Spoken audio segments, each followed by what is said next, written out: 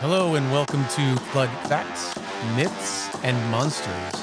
And I want to introduce you to the host, Denise Boning. We are still at the Florida Floodplain Managers Conference in the beautiful city of Cape Coral.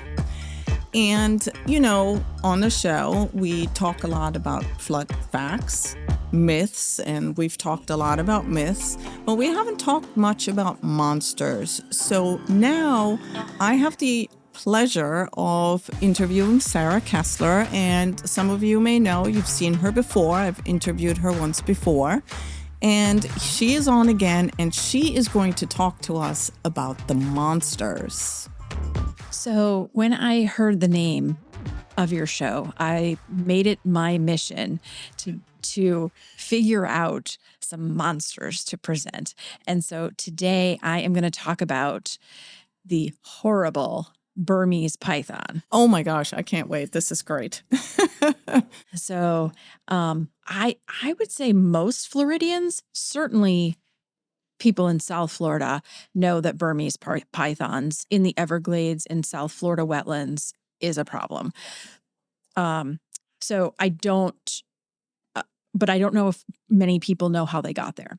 So in the late 1970s, the exotic pet trade became a big thing in Florida. And so people started getting Burmese pythons as pets. And I don't know if people are aware of the size that Burmese pythons can get to. They can get to 20 feet long and the diameter of a telephone pole. Oh my gosh. They can get huge. And so that's what happened is people had this pet snake that they got as a little baby, little tiny snake, and grew up, and they were overwhelmed by the size of having this pet. So they would go to their nearest wetland and drop it off. There started being more Burmese pythons in the 80s, but in 1992, we had Hurricane Andrew, and Hurricane Andrew demolished a breeding facility for Burmese pythons for the pet trade. Oh, good thing. And so a lot of people blame that hurricane on wiping out this store that allowed all of these Burmese pythons to enter the Everglades. I don't exactly know where this was, but it was close enough that these snakes went, followed the canals, followed whatever, and went into the Everglades. Wow.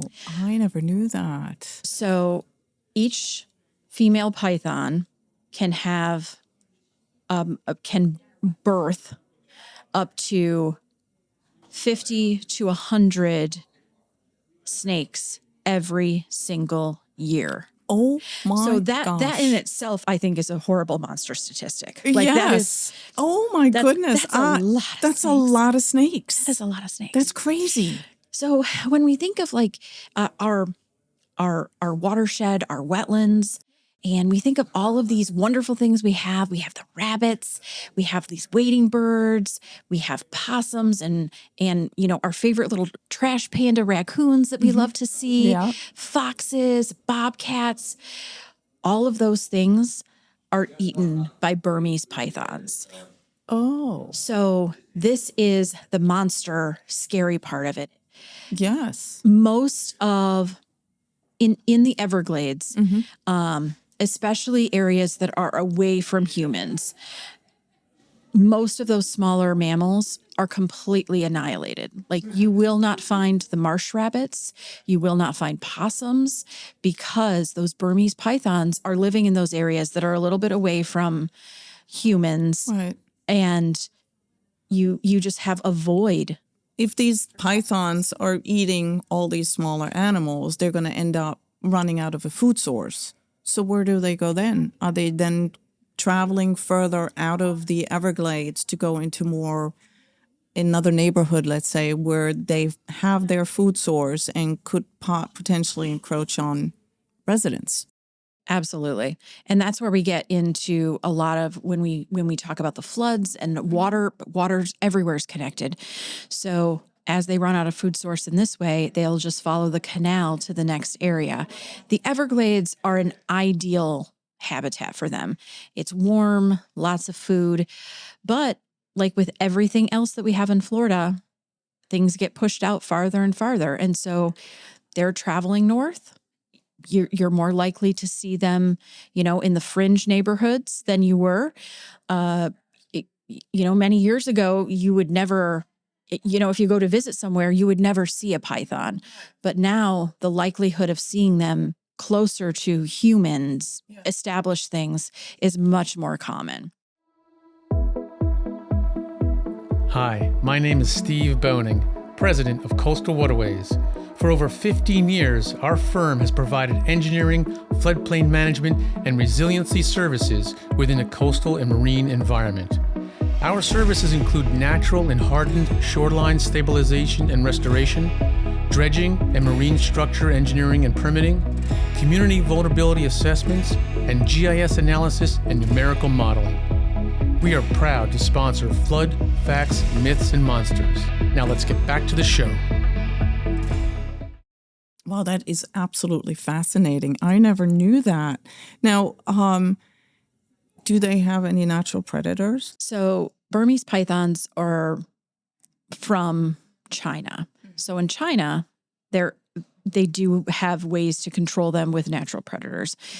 Here, we do not. So they just continue unchecked. But humans are their predator. Nice. So there are many different programs that the state has instituted.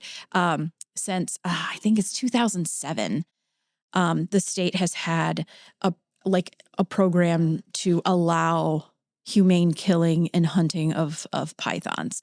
And now it's in the last few years. It might be since 2018. They've had a competition every summer for about 3 weeks where people go and you register for it and you go and hunt the pythons, and then the biggest, longest pythons win prize money. The people who have collected the most pythons get prize money. And so they've made it a great opportunity for people to take charge of the ecosystems that they care about and to try to protect what is there and to try to bring back those areas by eliminating this monster.